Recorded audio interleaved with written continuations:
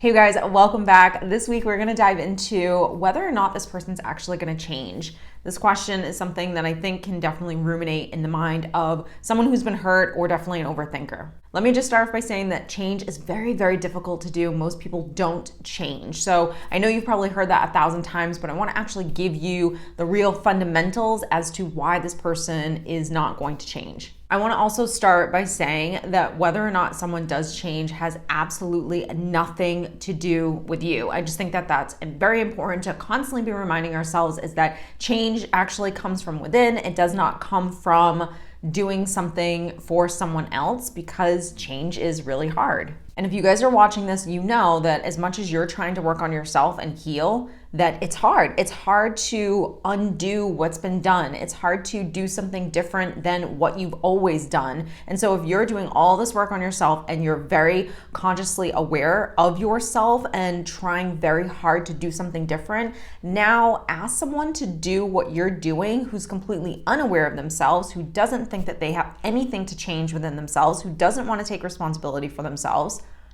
Not going to happen. The first sign that someone is not able to really fundamentally change is self-awareness. Are they aware of the problems that they're doing within themselves? Do they want to take responsibility and accountability for themselves? And most importantly, are they defensive? So when you do try to hold someone accountable, when you bring something to their attention, what do? If they start getting defensive, if they start gaslighting, if they start manipulating, then chances are they're not actually open to self-development. They're not open to growing. They don't want to really change. They don't want to take responsibility. Their unwillingness to want to consider that they possibly might be doing something wrong is a big red flag on someone who is not going to be able to change. Now, on the flip side, if you're dealing with someone who's codependent, then chances are they are going to think that they are the problem and they're going to want to change constantly and conform and do something different because they think if they do something different that they can have control to change the situation that they're in or change the relationship and have it be something that they want it to be when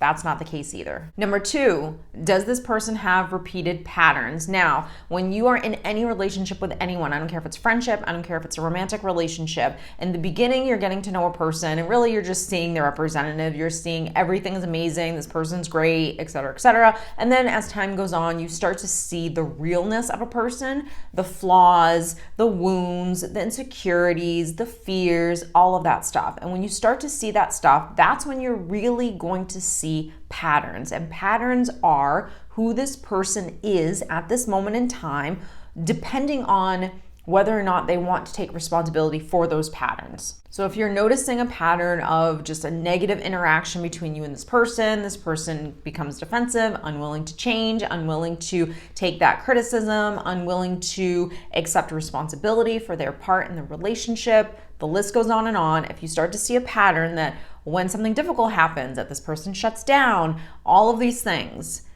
And now here's the thing, just because you see patterns, what do you do about those patterns? That's probably the most important thing. Because if you're shutting down, if you're uncomfortable with confrontation, if you don't want to have those difficult conversations, then quite frankly, you're kind of just as much at fault as the other person because you are shutting down as well. But if you're healthy and you're confident and you're capable of having these difficult conversations, which are basically just normal conversations that we have in life when we are in relationships with people, where we discuss our standards, we discuss our boundaries, if you're comfortable with that, then when you do that, what happens?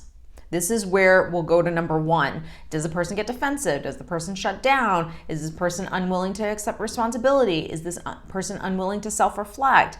Now, most people in conversations, because they have an ego and because they're so deeply wounded, they're not always apt to want to take responsibility right then and there. But the average person who's a little wounded, who might get a little defensive, will be able to take a step back later on, re-examine the conversation, and kind of own their part. And this is usually when the person will come to you and say, look, I thought about it and I do want to talk about this and I think I did this and da-da-da. They'll actually start to kind of come around, and that's usually when you can have that great conversation once the dust is kind of settled a little. So even though that person might have a tendency to react and become a little defensive, once they have like a minute to kind of decompress and to process everything. If they come around and they're a little accountable and they want to compromise, and they want to have, or they actually want to have the conversation, the difficult conversation as well, then the pattern that you're seeing is not necessarily that they're unwilling to change and completely toxic. The pattern could be that when they feel something uncomfortable, they tend to shut down. And most people really do. Most people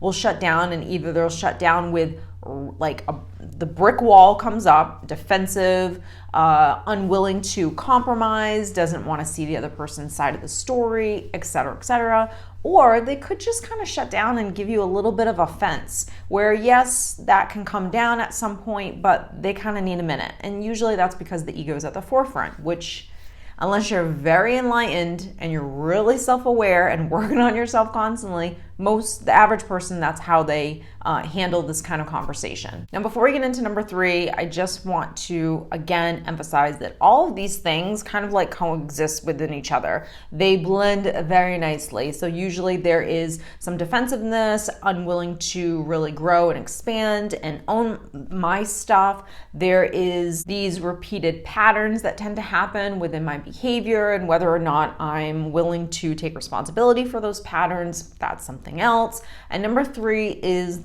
the lack of empathy. So if this person really struggles to empathize with other people, big red flag. This is where even if they had a little bit of a wall up in the beginning of that conversation, maybe they were getting a little defensive, do they come around? Do they see your side at some point? If they can see your side at some point, then what this really means is that they're so wounded, and that ego is really right there, that when the confrontation is happening, when the conversation's happening, they immediately start to kind of shut down and do these old patterns. But if this is something that they don't like about themselves, they don't like that they kind of shut down, and that this is a pattern that they don't want to continue doing, and this is something that they really want to work on, then this will be something that they're actively trying to work on, and you'll see it, and you'll see that they have empathy, they have an ability to take responsibility, they're just working through it.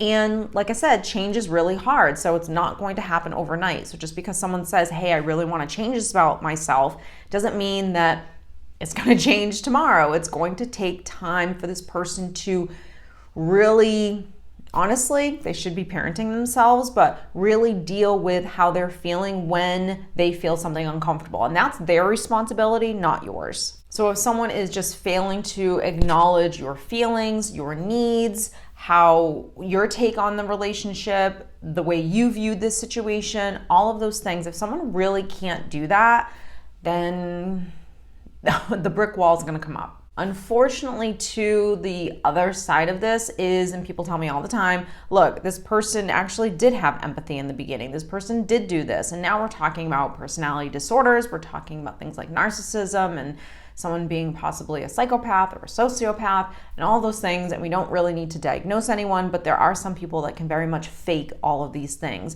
But here's the key. You can't fake something that you're not. So yes, you will be able, maybe this person can really fake something for a period of time, but number 2 was what? Patterns. At some point, the patterns will change. And when they change, what do? That is probably the most important thing that you need to always be aware of and working on. Problem is, of course, that if we're in relationships with people, long-term relationships, marriages, we're living together, we've known this friend forever and ever, when you start to see some patterns, you may not believe them. You might have a little, cognitive dissonance where you're confused and you're like, well, wait a minute, you weren't always this kind of a person. You used to be like this. And so this kind of back and forth between who this person is and who they're pretending to be, and you don't know the difference. That's normal based on the fact that you are seeing 2 different people and you want to see this person perhaps over here because they were a good person, they were a good friend, they were a good partner, etc., etc. But they're showing these traits. And again, you're starting to see these patterns. These things are changing and now they're becoming more like this. This is where it's so important in all relationships that you do not lose yourself. Let's stress that again. Do not lose yourself, because losing yourself doesn't mean, oh my gosh, I'm just so obsessed with this person. I'm spending every waking minute with this person.